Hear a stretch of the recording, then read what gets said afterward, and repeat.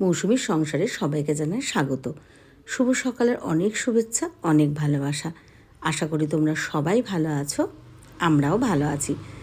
যারা পাশে আছো ভিডিওগুলো দেখো, লাইক কমেন্ট করো, তাদেরকে জানাই অনেক ধন্যবাদ, অনেক ভালোবাসা। তো সকালবেলা উঠেই রান্নাঘরে এসে গেছি। এখন সকালবেলা বাসন মাজা জলের কাজটা বেশি সারি না, কেন আমার ঠান্ডার মধ্যে খুবই কষ্ট হয়।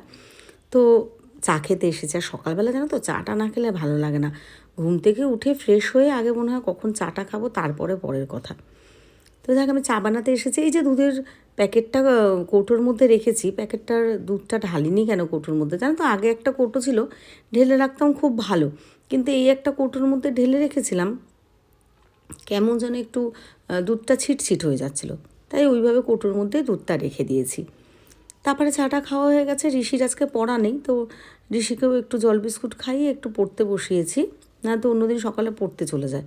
তো একটু টিফিন বানাবো, ভাবলাম কি বানাবো, তো ঘরে বেশ কয়েকটা গাজর ছিল, তা ভাবলাম গাজর দিয়ে কিছু একটা বানিয়ে ফেলি, সেটারই প্রস্তুতি পর্ব চলছে। এদিকে ঋষির বাবাও এসেছে, তো ও ঘরে কাজ করছে এদিক ওদিক টুকটাক করে। আর হ্যাঁ, তোমরা হয়তো ভাবতে পারো যে ঋষির বাবাকে ভিডিওতে কেন নিচ্ছি না, ও একদমই এসব পছন্দ করে না, একটু অন্যরকম, তাই ওটাকে আমি অ্যাভয়েড করি। এটা আমার ভালোবাসার জায়গা, আমার ভালো লাগার জায়গা, তাই এটাকে নিয়েই আমি এগিয়ে যেতে চাই, তাই আমি সেইভাবেই ভিডিওগুলো করি। তো দেখো আমি আমি গাজরের সন্দেশ বানাচ্ছি। আর আমি সত্যি কথা বলছি, মানে খেতে অসাধারণ হয়েছিল, অসাধারণ। যারা ধরো অনেকে এমনি গাজর খেতে চাও না বা এমনি সুজি খেতে চাও না, তো এইভাবে একবার ট্রাই করতে পারো। সত্যি বলছি ভীষণ ভালো হয়েছিল। আর এই ভিডিওটা আমি কিন্তু আমার রান্নাঘরে দেব, মৌসুমীর রান্নাঘরে। আর দেখো এটা রোজই বলতে হয় তোমাদের, যেহেতু আমি রাত্রে ভয়েস দিতে পারি না, তো সকালবেলা ভয়েস দিলে আমাদের একদম রাস্তার পাশেই বাড়ি, তো ফেরিওয়ালা দাদারা যান, কিছু না কিছু আওয়াজ কিন্তু তোমরা পাবেই, ওটাকে ইগনোর করো, আমার কথাটাই ধ্যান দিও। তো দেখো আমার এটা রেডি হয়ে গেছে। এইভাবে কিন্তু অনেকেই মানে সুজির যে হালুয়া বলে সেটা আমি এর আগে বানিয়েছি, কিন্তু ওটার থেকে না আমার এটা খেতে বেশি ভালো লাগে। তো যখন ভিডিও করতাম না, দু একবার বানিয়েছিলাম, তাই ভাবলাম যে চলো এই শীতের সিজনে এই সবগুলো বেশি খেতে ভালো লাগে। আর যেহেতু কি এইগুলো একদম সবজিগুলো টাটকা যেগুলো আনে সেগুলো অন্যরকম হয়। দেখো একটা স্টোরের যে জিনিসটা আর একদম টাটকা চাষ করে যেটা সবজিটা যে শীতের টাইমে যেটা পায়, একটু কিন্তু ডিফারেন্স থাকে। এখানটা কাটছি ছুরি দিয়ে, কিন্তু হাতটাই বেশি হয়ে গেছে ক্যামেরাটায়, বুঝতে পারিনি। তো যাই হোক, এটা তো আমি মৌসুমীর রান্নাঘরে পুরোটাই শেয়ার করব। তোমাদের ভালো লাগলে তোমরা দেখে নিতে পারো। দেখো কত সুন্দর লাগছে। আর মনে হচ্ছে না নলেন গুড়ের যেরকম রসগোল্লা বা সন্দেশ হয় সেই কালারের অনেকটা এসেছে। আর এর মধ্যে একটু কিশমিশ একটু কাজু দিয়েছি, আর খেতে কিন্তু দারুণ হয়েছিল। তোমরাও কিন্তু একবার বানাতে পারো। আর যদি কেউ বানাও বা বানিয়ে ভালো লাগে তাহলে অবশ্যই একটা কমেন্ট করো। তো এগুলো তো ঋষির বাবা, ঋষি ওদের সবাইকে খেতে দিয়ে দিলাম, আমিও একটু খেলাম। তো তারপরে ঋষি এদিকে একটা ড্রয়িং করতে বসেছে। আর অনেকেই বলো যে ঋষির কম্পিটিশনে যায় না এখন। ঋষি না লকডাউনের থেকে বন্ধ করে দিয়েছে, তার আগে ঠিক 3 বছর ঋষি ড্রয়িং কম্পিটিশনে যেত। এখন আর একদম সময় পায় না, বড় হয়ে গেছে, 8 হয়ে গেছে, পড়াশোনার প্রচুর চাপ। আর পড়াশোনা কি, পড়তে তো চায় না, মানে বসে বসে থাকবে, শুধু এটাই বসে থাকাটাই, এমনি আর সব ঠিক আছে। তো এবার দুপুরবেলা না একটু ভাত ডাল মানে নর্মালি একটু কিছু বানাবো। এই ছোলাগুলো না অনেক দিন থেকে বাড়িতে আনা ছিল, ঋষি একদমই খেতে চায় না। ভেবেছিলাম যে ওকে একটু ভিজিয়ে বা কিছু করে দেবো, সে আর হয় না। কিন্তু ছোলাগুলো আর রাখলে না ছোলাগুলো নষ্ট হয়ে যাবে, মানে ভেতরে পোকা হবে। তো ওই জন্য ভাবলাম কি যে ছোলাগুলো দিয়েই কিছু বানিয়ে ফেলি। গতদিন বানিয়েছিলাম কোপ্তা কারিটা, তা আজকে ভাবলাম কি চলো আর একটা ছোলার কিছু বানিয়ে এগুলোকে উদ্ধার করি, শেষ করে ফেলি। পয়সা দিয়ে জিনিসটা কিনে নষ্ট করব, গায়ে লাগে।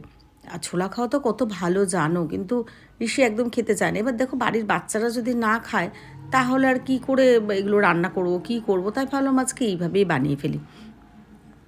তো একটা ছোলার ভর্তা বানানোর চেষ্টা করছি, যেহেতু করেছি আগের দিন কোপ্তা কারিটা বানিয়ে ফেলেছি, খেতে কিন্তু ভীষণ ভালো হয়েছিল। আর ঋষি কিন্তু অনেক খেয়েছিল, ওর কিন্তু খুব ভালো লেগেছিল।